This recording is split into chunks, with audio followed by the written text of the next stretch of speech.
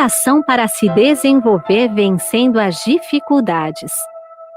Deus é a fonte originária do universo e contém em si o infinito. Tudo o que existe no universo é imagem do infinito conteúdo de Deus que se projeta continuamente na tela de tempo e espaço. Devido a isso, não há dúvida de que hoje é melhor que ontem e amanhã será melhor que hoje. Mesmo que temporariamente se manifeste uma situação tenebrosa, não preciso ficar deprimido absolutamente. Mesmo quando tudo parece escuridão, o trabalho de manifestação da vida está sendo realizado. Disse que as plantas crescem mais durante a noite.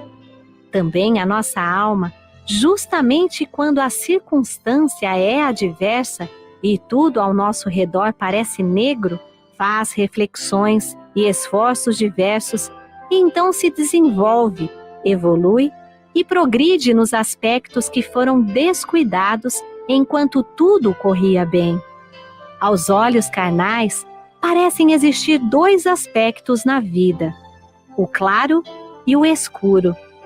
Mas para a nossa alma, ambos os aspectos são oportunidades para seu crescimento e evolução.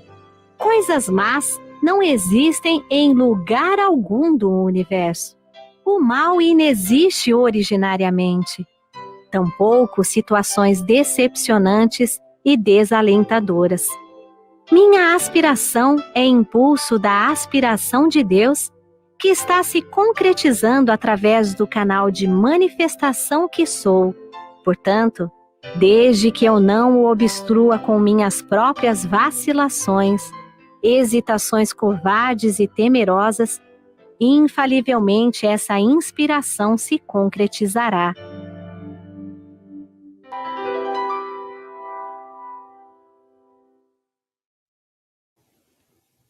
Muito obrigado, muito obrigado. Sejam todos bem-vindos, bem-vindas a mais um programa da Seiichi Noye aqui no canal do YouTube. Hoje, um dia muito especial para nós. Hoje, dia 15 de outubro, é dia dos professores. Então, nós queremos abrir esse programa dedicando esse programa, na verdade, né, a todos os educadores que nos acompanham. A nossa profunda reverência e gratidão a todos vocês que exercem essa função tão importante que é a função de ser um educador. Hoje nós teremos uma roda de conversa, né? E para tanto nós vamos convidar para essa roda o preletor da sede internacional Heitor Miyazaki.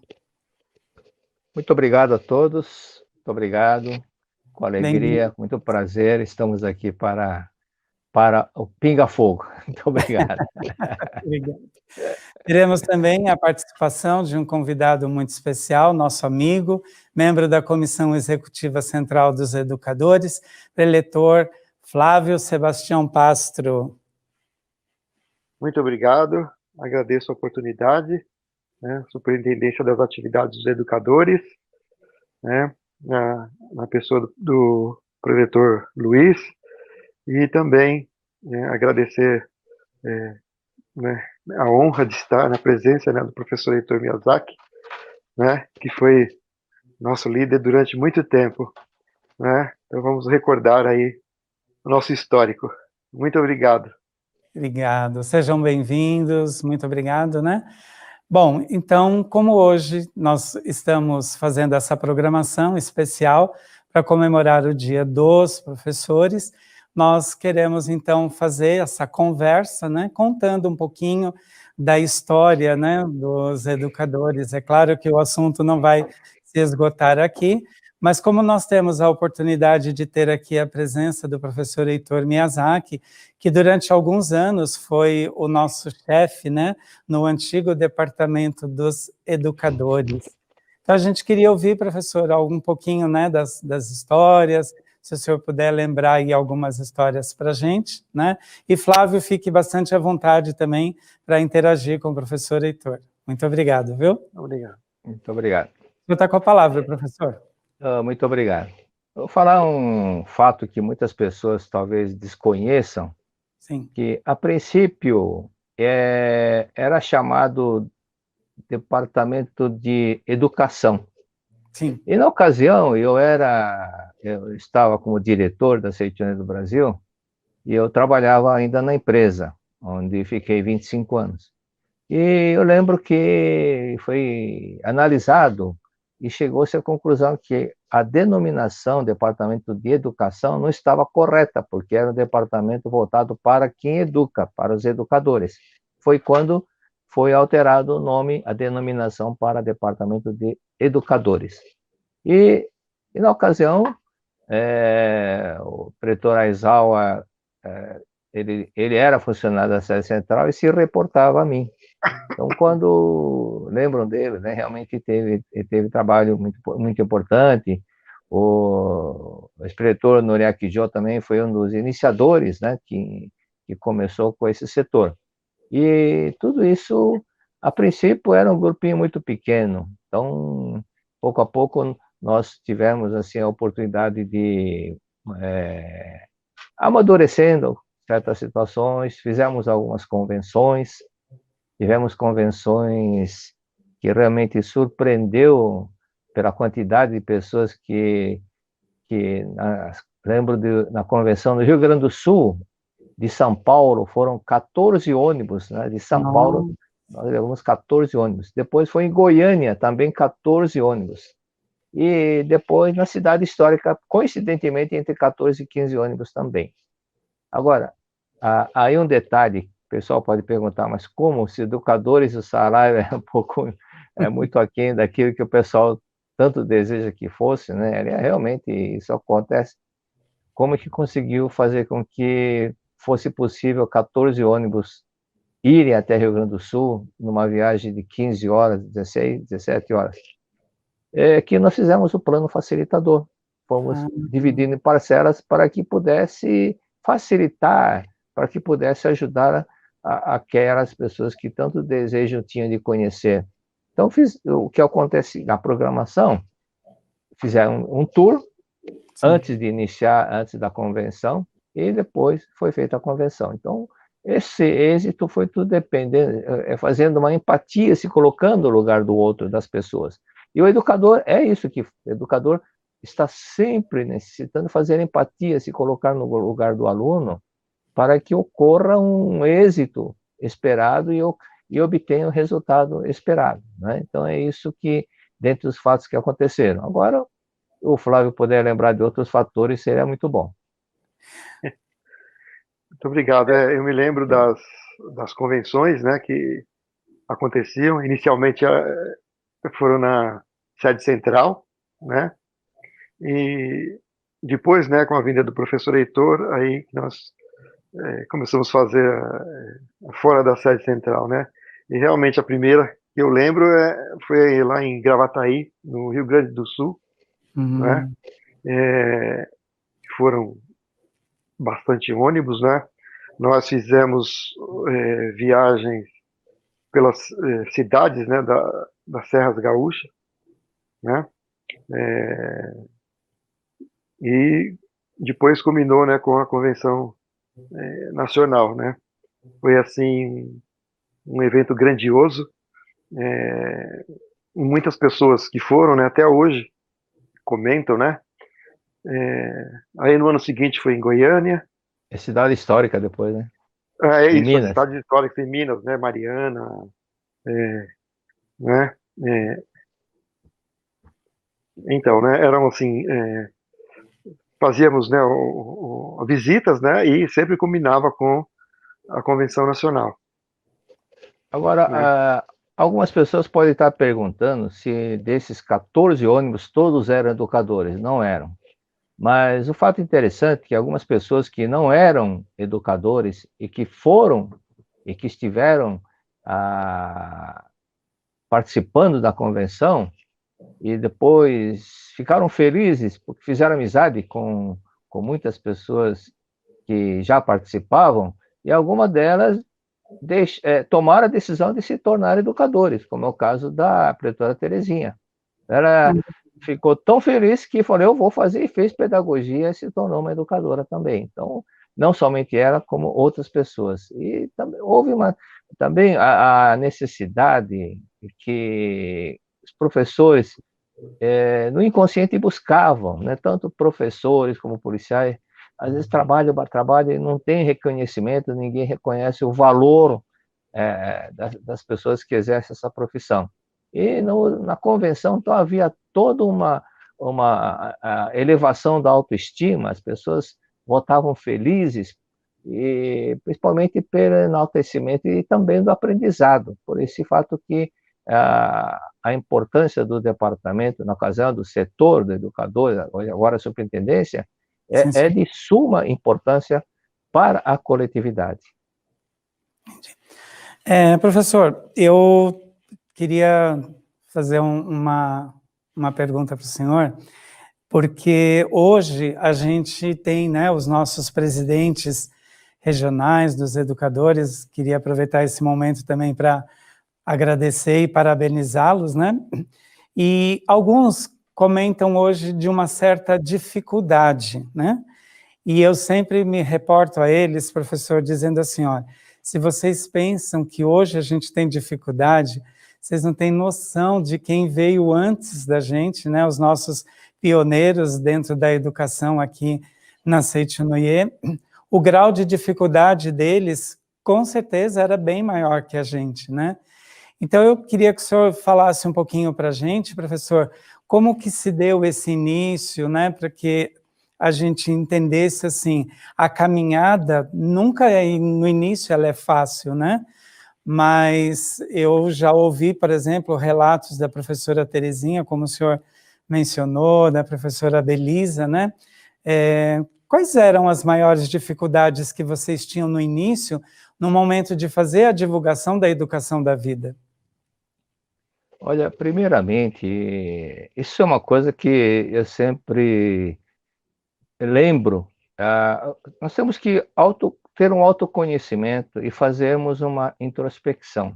Sim, senhor. O ser humano, ele tem certas reações de acordo com aquilo que ele traz no seu inconsciente. E nas épocas passadas, havia palmatória. Havia muitas, realmente os professores jogavam, que tinha namoro, jogavam até uma régua para palmatória. Eu peguei essa época aí. E tinha que ficar de castigo, tinha alguns professores que deixavam o aluno ajoelhado sobre milho, tampinha de garrafa, essas coisas mais. E também havia aquela forma da tradicional educação muito severa. Então, o que o pessoal traz no inconsciente com relação aos professores? Receio, medo, por esse fato é que quando até certas pessoas que fazem palestra, normalmente, quando é para fazer diante dos professores, o inconsciente dele já fica com receio, fica nervoso, ele fica nervoso, porque ativa aquele respeito que ele tem pelo professor e também o medo. Então, diante disso, as dificuldades para falar era muito grande. E também havia, dentro se nós analisarmos dentro da população, quantas pessoas são educadores? Educadores mesmo, no sentido de profissão de educadores, é muito pequena. Então, não é igual, né? Motorista, por exemplo. Motorista todo, praticamente, a maior de idade, a maioria são motoristas. Então, quando se fala sobre carro, não sei o quê, mesmo que a pessoa não seja um profissional, mas ela se interessa um pouco. Mas quando se fala de educação, sobre a parte de pedagogia, se não for um profissional da área, então é muito pequena o grupo, a percentual de pessoas da população é pequena. Esse é o primeiro detalhe. E no passado tivemos outro problema também. Eu lembro das primeiras revistas que eu lembro, foi em 1960, 61, eu tenho essas primeiras revistas do Acendedor da Seite, que era a primeira revista da Seichonoye. Então, se vocês olharem a capa como que era, a diagramação, era muito simples e comparando com a qual é muito feia, né? Porque Era de uma forma um pouco amadorística, de uma forma muito... não eram... principalmente naquela época também, não havia todo um processo, a própria qualidade do papel, e tudo isso fez com que tivesse uma divulgação. E poucas pessoas conheciam Seichonoye. Eu lembro que eu era, na ocasião, fui responsável da parte dos presidente da Associação dos Jovens, e quando saímos para divulgar revistas, as pessoas fechavam a porta, não conheciam, não queriam, ninguém conhecia, quase ninguém conhecia Seichonoye. Aí eu lembro, já 30 anos depois, eu estava na Bahia, aí um pretor que foi me buscar no aeroporto, ele conversou com uma pessoa, falou, uma revista para você. E do outro lado, duas pessoas que estavam, eu também quero, também quero. Passou a ser muito conhecida a revista Seichonoye. Mas no começo, quando poucas pessoas conheciam, até a pessoa procurar se interessar pelo assunto, pelo seu ensinamento, e normalmente as pessoas sempre falam não, não, não, e é isso que acontece. Por isso que a dificuldade realmente foi muito grande, e é o começo, é a parte embrionária, e da mesma forma, quem está começando uma atividade, quem está começando um comércio, no começo é difícil realmente, por isso tem que ter paciência, mas nós temos que ir avante. Mas nós espelhávamos em quem? Nos japoneses que não falavam português e que estavam divulgando, sem saber o idioma, estavam divulgando revistas. Então havia até na década de 70, entre Pindamonhangaba e Taubaté, um senhor chamado Noguchi, ele era preletor, ele ficava na ponte que era o acesso de Pindamonhangaba e Taubaté. Ele falando com aquele português bem japonesado, revista Seichonoye traz milagre, revista Seichonoye traz milagre, e divulgava 1.200 revistas por mês. Então, era um trabalho assim, de dedicação, de perseverança. É assim que nós vimos que, se eles conseguem, sem falar o português, por que nós não vamos conseguir também? Foi dessa forma que um dos fatores que nos levou. Outros fatores também é que um dos primeiros livros traduzidos para o português era uma compilação juntando o volume 13 e 14, chamava-se Educação da Vida Eternamente Espiritual da Humanidade. Esse livro falava muito da pedagogia, eu tenho esse livro. E havia um médico que ele havia lido esse livro 260 vezes, umas coisas assim. Aí um dia ele foi até a sede central e conversar com responsáveis da época, e foi bravo, muito bravo. Falou, os senhores são egoístas. Aí o pretor falou, por que egoísta? Por que um ensinamento tão fantástico como esse só fica entre vocês? Por que vocês não traduzem mais livros? Como só tinha aquele livro, ele leu 260 vezes aquele livro. Não. Foi quando também havíamos dificuldades para tradução, porque um simples tradutor que não conhece o ensinamento, ele não vai saber traduzir dentro das palavras da Seichonoye. Não é que a Seichonoye tenha palavra diferente. Por exemplo, uma vez a sede central contratou um tradutor. E como a Seichonoye fala que a vida é eterna, que a vida é imortal, tinha um artigo do mestre que dizia assim, o homem não morre. E esse tradutor escreveu, o homem morre, que é totalmente diferente do que o mestre escreveu. Então são alguns fatos que aconteceram e diante das dificuldades que nós passamos. Por esse motivo, às vezes, as pessoas que estão atuando, ajudando no departamento, na atividade dos educadores, comparando com outras atividades, é lógico que comparando com a Pomba Branca, com a Fraternidade, Prosperidade Jovens, o grupo é maior, porque estão falando de uma classe de educadores, professores e alguns pais que ainda estão na fase de educar os filhos. Por isso, a dificuldade realmente era muito maior comparando com a de hoje. Hoje, falando de Seichonoye, dificilmente uma pessoa não conheça o nome nem alguma revista da Seichonoye. Por isso, é importante ter paciência, mas temos que ter um objetivo, salvar. Salvar, que se nós compararmos a época que Cristo veio para a Terra, a dificuldade era muito maior. E aí, além disso, a perseguição que eles sofriam, que eles tinham que se reunir nas cavernas de madrugada, e quando eram descobertos, eram jogados na arena, né, lá no Coliseu, para lutarem contra os animais, porque eram perseguidos por serem cristãos. Então, essa dificuldade de serem perseguidos, de serem maltratados, não existe hoje. Então, devemos que realmente pensar nas pessoas que temos para ajudar a salvar. Se você visitar 100 pessoas e somente 10 pessoas falar, eu interesso, tá bom, já é alguma coisa. É uma semente que lembra do milho, né? É uma semente que você plantando, ele vai se multiplicar, multiplicar, multiplicar. Então, temos que pensar nessa pessoa que, conhecendo, poderá salvar muitas outras pessoas. Ouvindo o senhor falar, professor, eu fiquei me lembrando também, faz bastante sentido isso que o senhor fala, porque eu digo assim, os nossos pioneiros que iniciaram a divulgação, né, da educação no Brasil, quantas portas na cara eles levaram, né? E hoje esse processo, ele evoluiu tanto, professor, que hoje nós somos procurados, né? A semana passada, por exemplo, a diretoria de ensino de Assis pediu para que nós, eu e a preletora Fernanda, né, que faz parte também da Comissão Executiva Central dos Educadores, fizéssemos uma atividade virtual com 60 entre professores e diretores de escola, para discutir um pouquinho dessa questão atual, né, da educação.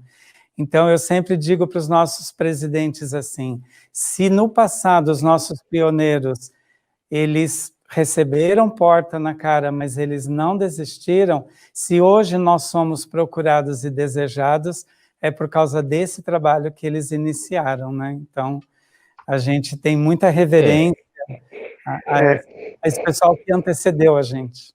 Eu posso falar um pouquinho? Sim, por favor. Então, ouvindo vocês, né, me recordo, né, que a gente tentava ir para as escolas e realmente batiam a porta na cara da gente, era um não assim bem categórico. Aí quando, né, o professor Heitor era o nosso chefe, né, então aí nós instituímos assim uma espécie de visita de bênção, né? Aí nós elaboramos uma carta de apresentação, né? E ligávamos para as escolas, né? Assim, marcando um horário assim, no máximo meia hora, e aí nós íamos lá, né? Dávamos essa carta para o diretor, levávamos revistas, preceitos diários, né? E livros, principalmente o livro Pedagogia da Saint-Noyer, e né, a gente lia essa carta, né, na frente do coordenador pedagógico, do diretor, do vice-diretor, né, e geralmente se emocionavam, né, e a gente se colocava então à disposição, né, se eles quisessem palestras, né, para alunos, para professores, né, e deixávamos esse material lá, e aí começamos a visitar as escolas assim, né, principalmente assim aqui em São Paulo, né, que foi assim o nosso campo assim de experimentação, né? Então eu me lembro bastante da atuação da preletora Maria Assunta, né? Vilela Peixe, né? Que se empenhou bastante, né? Da preletora Helenice Aldi, né? Também, né? Então a gente ia para as escolas, né? A gente deixou de receber assim a porta fechada quando a gente começou a fazer essa visita de bênção, né? E a partir daí que uma ou outra escola que começou, né, a pedir, né, para a gente fazer palestras, né? E foi esse comecinho assim, né? Mas no início realmente foi tudo fechado. Mas tem um detalhe, Luiz, que apesar da dificuldade, se houver uma pessoa, uma única pessoa que se interesse, já é um fruto.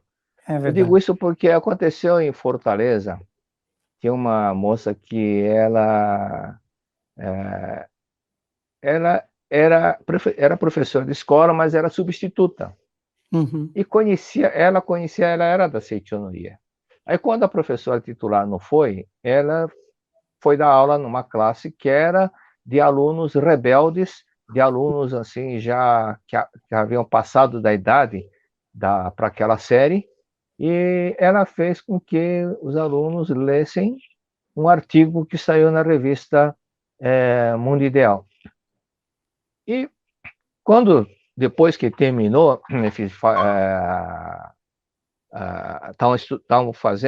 fizeram a leitura, um aluno foi até a mesa dela e disse: professora, a senhora pode chamar a polícia, pode chamar a diretora e me prender, porque pelo que eu li agora, hoje eu e mais 3 amigos tínhamos determinados que iríamos matar um colega nosso. Meu E ele tirou da camisa um punhal e falou: olha aqui, né? Mas esse texto me ajudou a entender que nós somos filhos de Deus e amar o outro também. Então, havendo uma pessoa que seja, vai salvar. Aí eu lembro também que o pretor Edson Charles Mello, ele comentou quando a FEBEM do Rio Grande do Sul, em Porto Alegre, teve uma rebelião muito grande, incendiaram, colocaram fogo, incendiaram, principalmente nos colchões, e somente uma unidade que não se juntou a essa rebeldia, que era justamente a unidade que estavam recebendo revista da Seichonoye.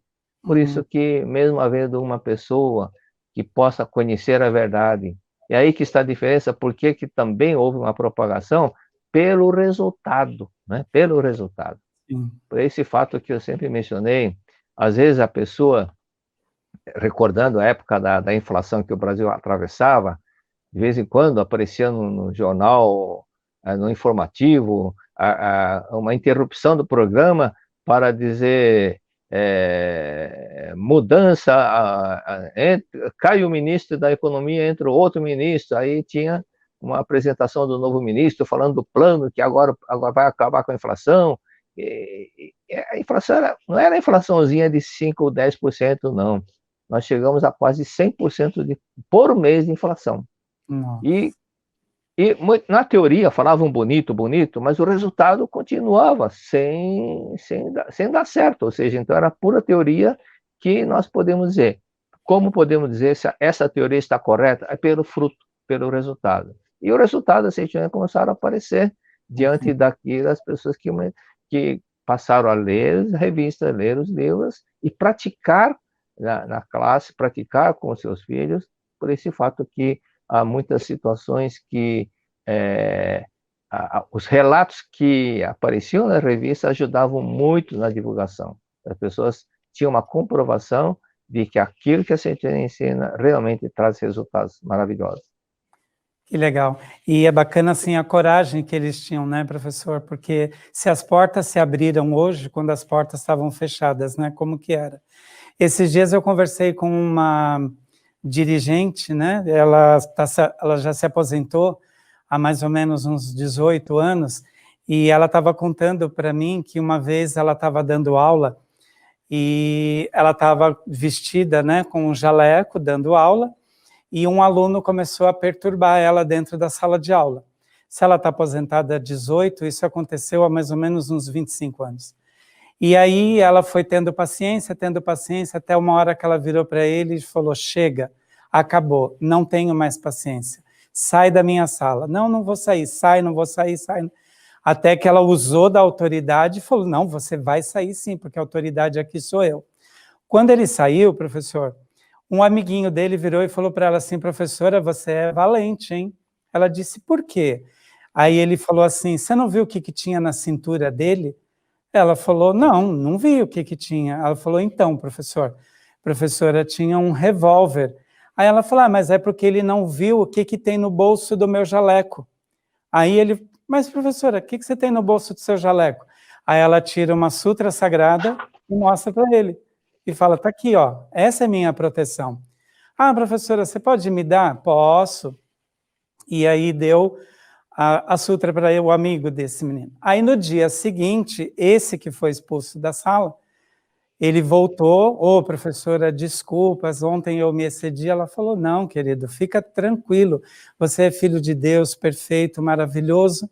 Aí ele assim, professora, ontem o meu amigo disse que você deu um presente para ela, da sua proteção, eu queria um também. Ela tirou a outra sutra do bolso, deu para ele, falou, pronto, aí... Então, assim, essa proteção, né, que ela levava para dentro da sala de aula era a Sutra Sagrada, sempre dentro do bolso do jaleco que ela dava aula, né? Aí tem um detalhe que, na Verdade da Vida, volume 25, o mestre cita por que muitas vezes certos professores insistem, forçam para melhorar o comportamento do aluno, o aluno não melhora o comportamento. Não melhora porque o professor está vendo o aluno como problemático. Por isso que ele continua como problemático. É projeção da mente. Ele fala que tudo é projeção da mente. Então eu menciono, por exemplo, o CD Poder da Oração, que atualmente o CD já está caindo em desuso, mas o conteúdo dele é do tempo, essa palestra é do tempo da fita cassete, que já caiu em desuso há muito tempo, né? Então por que esse CD tem ajudado muita gente e salvado muita gente, principalmente com problema de vício? Porque nesse CD eu explico e menciono o relato de uma senhora da Regional Pinheiros, que ela sofreu 20 anos com o vício do filho. E ela falou, olha, eu entrei na Seichoné por causa do vício dele, do meu filho. Eu fiz de tudo, já faz 12 anos que estou na Seichoné, fiz isso, fiz aquilo, leia a sutra, mas ele continua viciado. O que eu faço? Eu distraí essa senhora. Falei, eu vou distrair essa senhora para ver onde é que está a causa, que está no inconsciente dela. E aí, olhando assim, falei, que bolsa bonita que a senhora tem. Aí começou a contar essa bolsa, aí começou a contar a história da bolsa que a filha que deu, não sei o que, e de repente, o sapato também é novo. Aí começou a contar a história do sapato. E depois eu mudei para o tempo. Parece que vai chover, né? Falei, a meteorologia disse que vai chover, né? Falei que vai chover. Aí, em seguida, eu perguntei, como é o seu filho? Falei, não entendi a pergunta. Eu distraí a senhora para mostrar para a senhora que o problema está na mente da senhora. Mas por quê? Quando eu perguntei como é o seu filho, diga, olhando para os meus olhos, com sinceridade, o que é que veio na mente da senhora? Filho de Deus maravilhoso, dedicado, trabalhador, ou veio a imagem de viciado? Ela abaixou a cabeça e disse, viciado. A senhora acredita que ele é viciado. E o que é que Cristo disse? Conforme cresce, assim será. E a senhora acredita que ele é viciado, por isso que continua como viciado. Acredite que ele é filho de Deus. Não adianta a senhora falar, eu sou filho de Deus, mas a senhora não está vendo o seu filho de Deus como filho de Deus, está vendo como viciado. Só que, lendo Gênesis capítulo 1, a verdadeira criação de Deus está no Gênesis capítulo 1. E não está escrito que Deus criou viciado, achou bom e descansou. Deus não criou viciado. Deus criou todos a sua imagem e semelhança. Falei, é mesmo, não é mesmo? Falei, então a senhora vai fazer o seguinte, a senhora vai repetir 5.000 vezes por dia.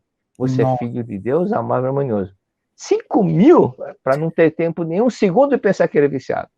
Porque o nosso pensamento, a nossa imaginação tem força de criar. E a senhora está criando inconscientemente viciado. Porque, na verdade, a palavra oração em japonês define o que é que está acontecendo. Sim. Eu falei, a palavra oração em japonês se fala inoro. I é vida, noro é declarar. O que a senhora está declarando toda hora, toda hora? Ele é viciado, por isso que ele continua viciado. Na verdade, a senhora está fazendo uma oração para ele continuar viciado. Então, pare de pensar nisso e olhe a natureza divina dele. Você é filho de Deus, amável, harmonioso, filho de Deus, amável, harmonioso. Repete isso 5.000 vezes por dia. E aí depois ela falou com o marido, falou com a nora, e o filho, aliás, o filho vivia de um trabalho graças ao irmão dessa senhora, que era advogado e contratou o filho para ser um office boy, e tinha 20 e poucos anos, office boy apenas para ter registro, acesso à INSS. Então, quarto dia ele foi na casa dela, falou, mãe, não sei porquê, mas não sinto mais vontade de beber. Não só problema de bebida alcoólica, mas qualquer outro tipo de vício, tem relatos e mais relatos de pessoas que quando praticaram. Então, veja bem, nós estamos usando a mente de forma incorreta. Nós não estamos percebendo que está aflorando o nosso inconsciente algumas inverdades, porque nós acreditamos naquilo que os olhos canais estão enxergando. Mas Sim. aquilo que os olhos carnais enxergam não é a verdade. A verdade é que nós somos vida perfeita de Deus. É isso que as pessoas precisam ver. Uma testemunha viva, né? Disso que o professor Heitor falou, né? Quando eu comecei a dar aula, né, no meu início de carreira, né? Não sabia dar aula direito. Como eu sou filho de militar, né? Então, as minhas aulas eram assim, aquelas bem enérgicas, né? Eu era um professor bem enérgico, né? Eu queria as carteiras alinhadas vertical e horizontalmente, né? Os alunos não podiam sair da carteira, não podiam conversar. Era assim um regime militar daqueles, né? Então, quando eles aprontavam alguma coisa, aí eu ralhava, chamava atenção, né? Dava aquela lição de moral, né?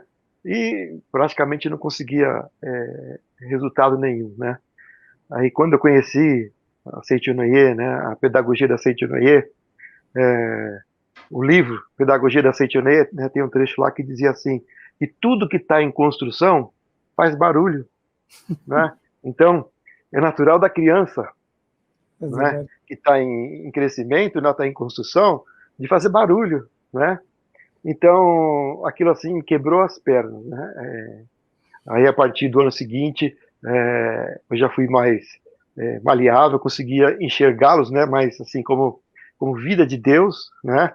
Aí no começo a gente, ao invés de eu dar as regras de como eu queria que eles se portassem, né? Então nós entrávamos no acordo, né?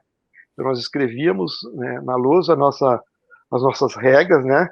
Quem podia levantar da carteira, quando que podia, né? E assim foi, né? Então aí no começo eles esqueciam das regras, né? Então, por exemplo, eles tinham estabelecido que não era para sair da carteira em momento algum, né? Sair só em motivo justificável, né?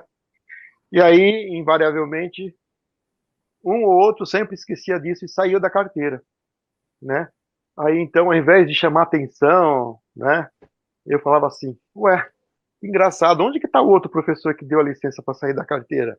Porque eu não dei. Aí ele voltava correndo para a carteira dele e falava, desculpa, professor, desculpa, né? Então é outro relacionamento, né? É, e aí a gente começou, aí eu aprendi a ser mais amigo dos alunos, né? A ser mais, assim, vamos dizer, chegado, né? Aí eu vi que eles prestavam mais atenção em mim, né? Do que né? Naquela época que eu era general, né? Então, Autoritário. é, Mas que lindo isso, Flávio, porque demonstra, assim, o seu espírito de aceitação, de mudança, né?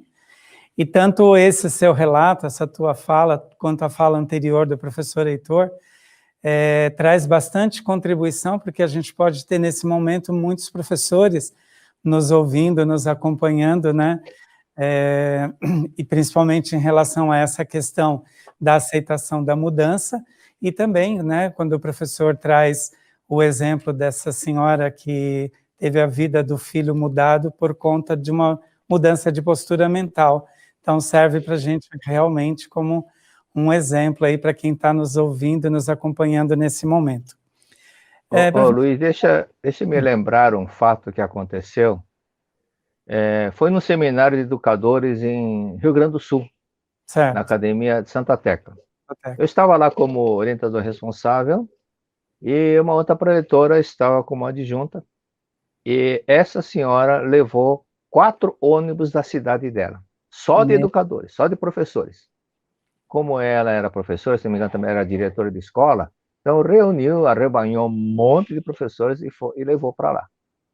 E quando chegou na parte da manhã, teve aquela oração, meditação, leitura da sutra, e chegou no intervalo, quase que ela foi malhada, quase que lincharam essa professora, essa preletora. Você enganou, eu que aqui para melhorar, para aprender, para ter um currículo melhor, você vem falar sobre isso. Falou, calma, espera um pouco, calma. E na parte da tarde, teve um momento de perguntas e respostas. Então, tinham 200 e poucas pessoas, e aí eu comentei com ela, falou, bom, Então, faz o seguinte, as perguntas relacionadas às escolas, a algumas coisas novas que estão acontecendo, a senhora responde, tá ok? E as perguntas pessoais eu respondo. Quando chegou o momento de perguntas e respostas, quantas perguntas ela respondeu? Nenhuma. Foram todas problemas pessoais dos educadores. Não. Então, depois teve uma choradeira e a pessoa abraçou essa preletora e agradeceu, falando muito obrigado, desculpa pelo que eu falei. Então, elas viram que, às vezes, tem coisas que estão lá no inconsciente, por isso que eu chamo muita atenção daquilo que o mestre escreveu, na verdade, da vida, volume 22, que a Seitonê fala muito sobre psicologia, psicanálise e psicoterapia, e fala também de Stickel, Jung, Breuer, Freud, e daqueles primeiros psicanalistas que iniciaram esse trabalho, que é para buscar no inconsciente conflitos, traumas, anseios, frustrações, e é uma série de coisas que a pessoa não tem consciência. É por esse motivo que o próprio Freud, no início, ele hipnotizava as pessoas. Então, Uhum. há muitas coisas que estão no inconsciente dela e que ela não percebe que isso também está atrapalhando a vida dela. Por exemplo, às vezes o próprio professor, ou às vezes acontece com os próprios alunos, funcionários, eu tive um funcionário também que passou por isso, a dificuldade em se concentrar. Então, não é fazendo sermão que o aluno vai conseguir concentração. E muitas vezes as pessoas passam por certas situações, como no caso do funcionário que foi meu funcionário, ele estava para ser demitido. Aí eu falei, não vamos demiti-lo, antes eu gostaria de conversar com ele. Eu falei, você sabe por que o seu trabalho é um dos piores, falando claramente, é um dos piores do setor. E aqui tem mais de 20 pessoas trabalhando e você é o que mais erra. Você sabe por que você erra? Porque você tem mágoa ainda muito forte do seu pai. Você Nossa. guarda muita mágoa do seu pai. Como a cabeça é a parte superior do corpo humano, a sua cabeça fica falhando. É. Aí eu falei, seu pai não era namorado da sua mãe? Era. E quando a sua mãe ficou grávida de você, o seu pai não quis assumir a paternidade e foi embora e não quis assumir, e sua mãe ficou como uma mãe solteira. Não foi isso que aconteceu? Foi. Pois é, você presenciou tudo isso.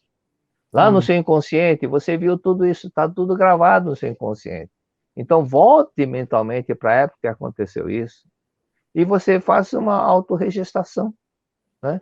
Autorregestação, tem gente que fala, mas isso não é bobagem. Bobagem não, estude pouco psicologia, que isso Hum. se chama autossignificação, ressignificação, ou seja, um significado, uma mensagem, uma coisa que está gravada no inconsciente e mudar a forma como está gravada.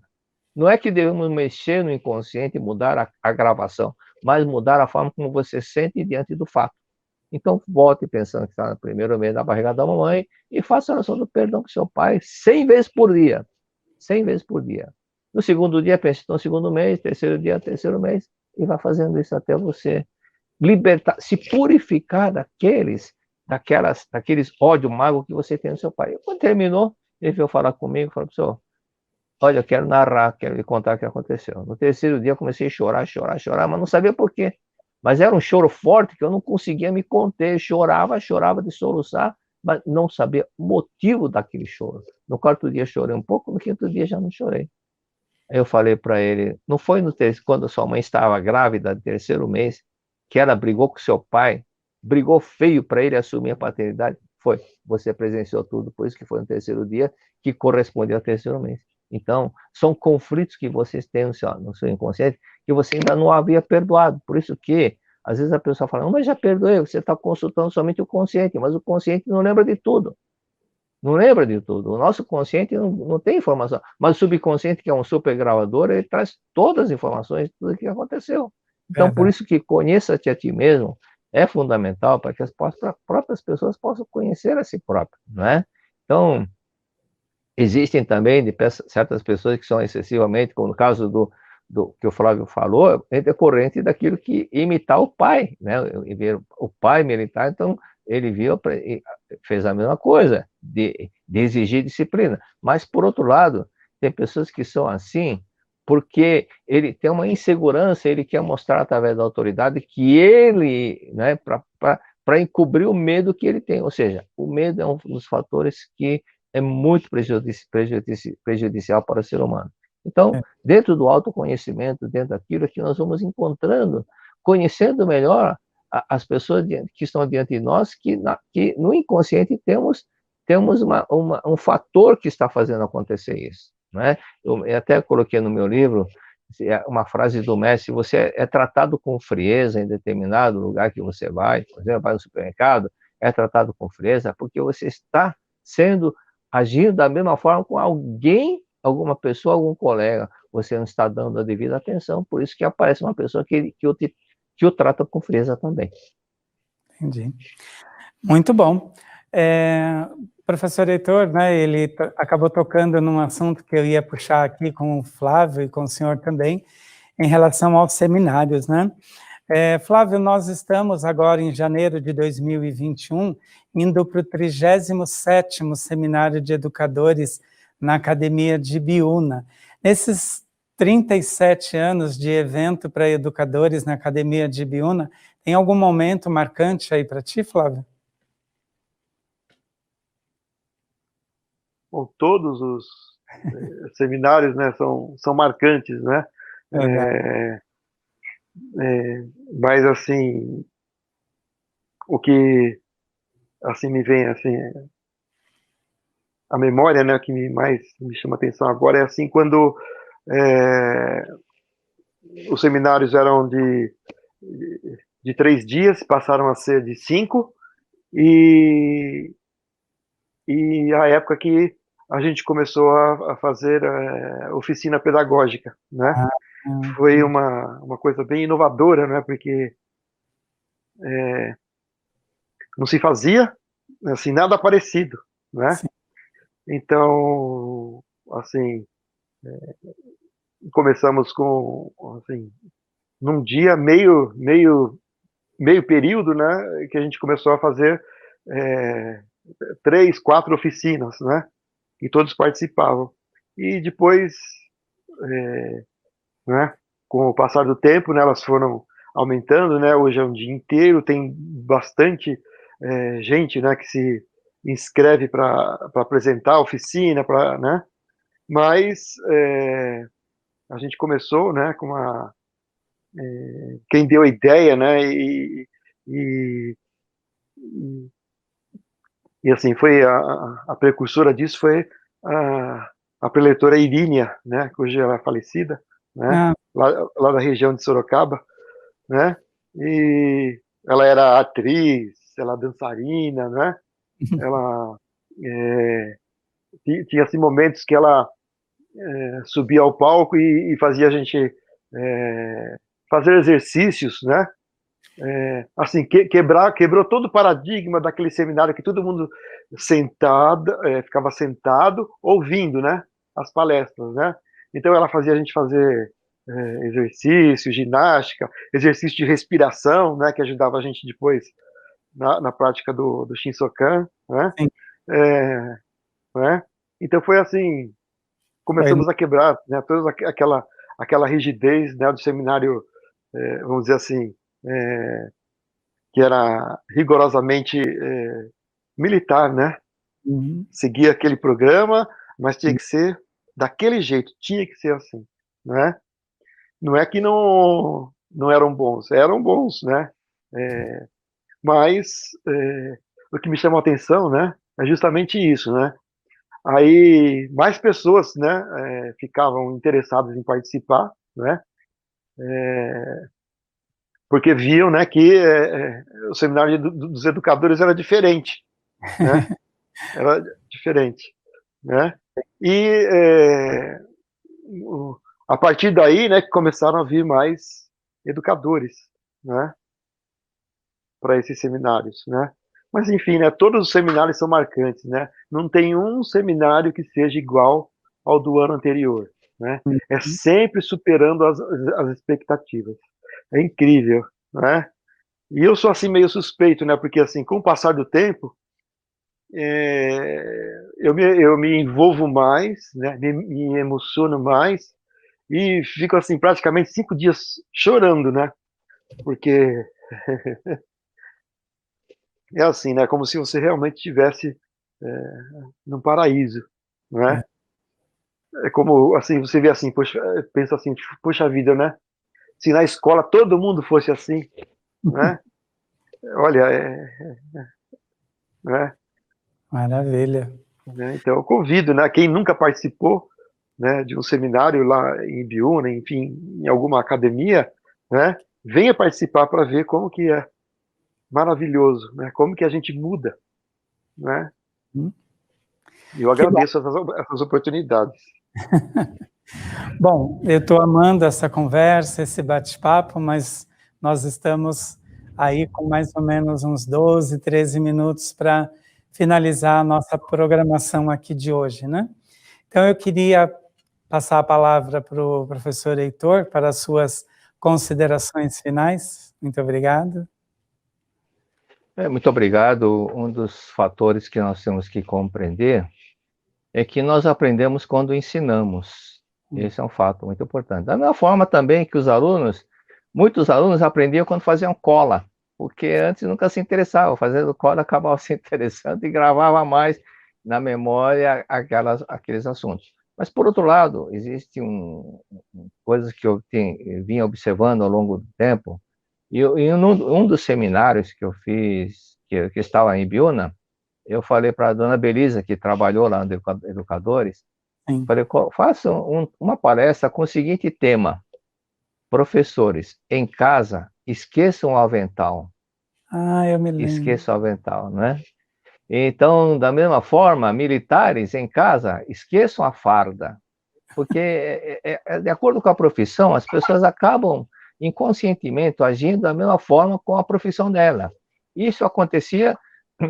A consequência disso é que muitos professores entravam em conflito, em desarmonia em casa com o cônjuge, com os filhos, porque ela pensava que estava numa classe de aula. Então, ela deixava de ser uma mãe, deixava de ser uma esposa, para ser uma professora. Então, diante disso, ela vivia em conflito, em desarmonia e uma insatisfação. Isso tudo ela projetava na classe de aula.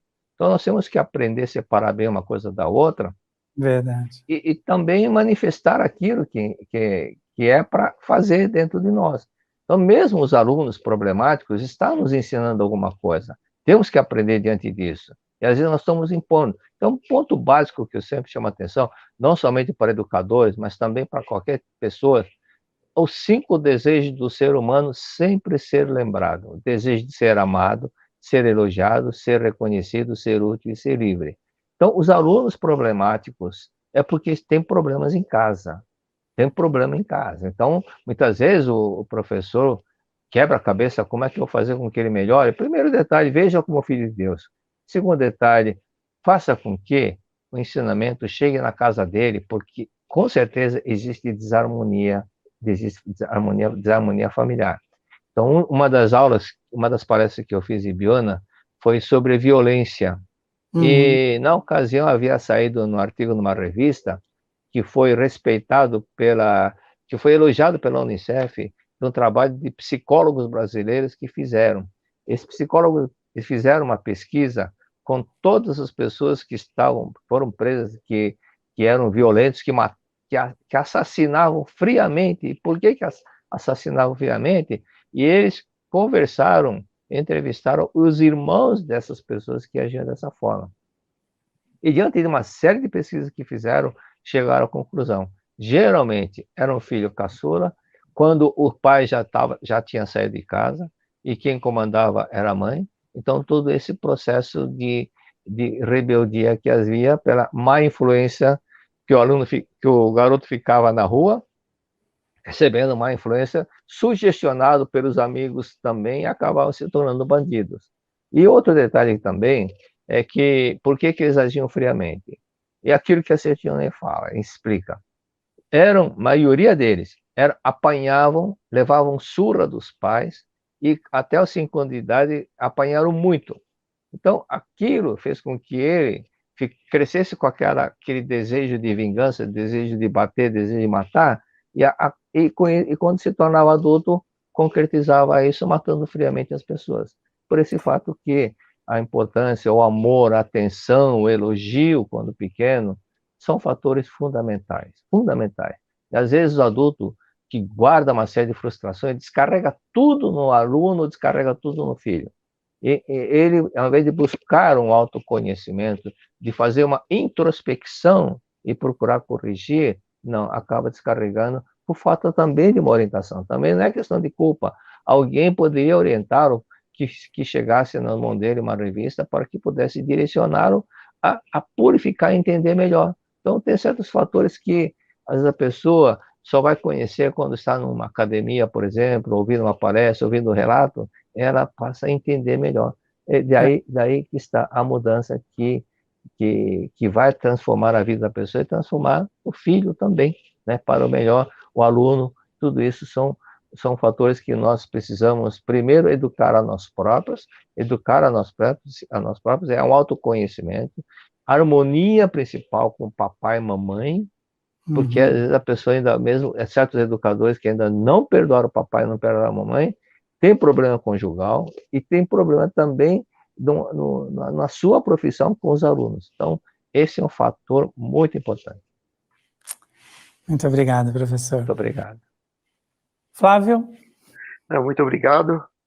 Então, eu gostaria de agradecer, né, ao Luiz, né, como superintendente das atividades dos educadores, pela oportunidade de estar aqui hoje, né, e ao professor Heitor, né, que deu uma aula maravilhosa, né, aprendi muito, estou aqui em lágrimas, né, para os professores, né, que estão nos assistindo, né,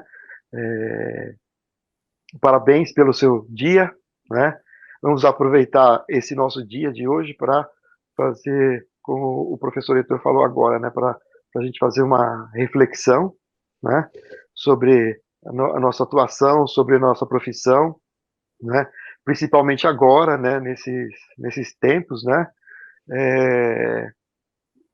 mudar o norte do pensamento, né, por que está acontecendo tudo isso, né, ao invés de estar refletindo, né, por quê, vamos mudar o porquê para quê, para que isso está acontecendo, né, então muda nosso foco, né, aí muitas respostas vão vir, né, e também, né, agradecer e parabenizar os preletores, né, que de certa forma também são professores, são nossos professores, né, na Seitinoye, né, então parabéns a todos, né, obrigado pela oportunidade, muito obrigado. Bom, antes das minhas considerações finais, gostaria de convidar a todos, né, inclusive as pessoas que nos acompanham nesse momento, para fazermos então um momento de oração, tá? E a oração que foi escolhida para fazermos aqui agora juntos, está no livro Minhas Orações, na página 166. É a oração ao iniciar o trabalho. Meu trabalho é uma oração que beneficia minha família e toda a humanidade. O trabalho é oração. Orar é trabalhar. Agradeço ao meu trabalho, através do qual manifesto a glória de Deus. Torno-me cada dia mais amável e atencioso. Já perdi o hábito de deixar objetos em desordem. Nesse momento, coloco em perfeita ordem tudo que está à minha frente. Dedico toda a minha vida a esse lugar. Por isso, meu trabalho rende. O trabalho que tenho diante de mim não é meu, é trabalho de Deus. É Deus quem o realiza através de mim. Muito obrigado.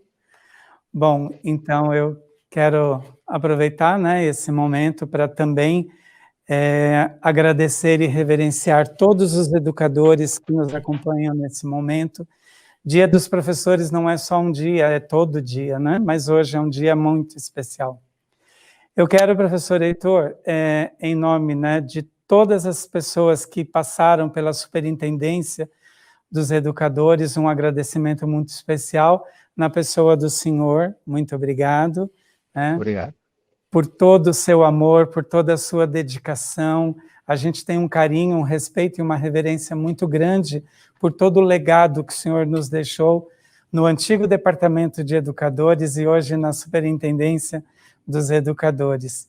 Então, na sua pessoa, agradeço a todas as pessoas que pela Superintendência passaram, né? Agradecer nosso amigo Flávio, que está na SEC dos Educadores há muitos anos, né? Então, Flávio, a mesma coisa. Na sua pessoa, eu quero agradecer muito a todas as pessoas que passaram pela SEC dos Educadores nesses longos anos de existência dos educadores, tá bom? Eu que agradeço, obrigado. Muito obrigado, viu, Flávio? Muito obrigado. E gostaríamos também de convidá-los, né? Essa nossa programação especial, ela se estende hoje às 20 horas. Nós teremos um outro grupo de preletores que passaram, né, de uma forma bastante significativa pelos educadores e vão, às 20 horas hoje, também fazer uma roda de conversa com a gente. Portanto, estão todos convidados a voltar às 20 horas e continuarmos esse nosso bate-papo, certo? Então, professor Heitor, mais uma vez, muito obrigado. Preletor Flávio, obrigado. Muito obrigado. Obrigado. Muito obrigado.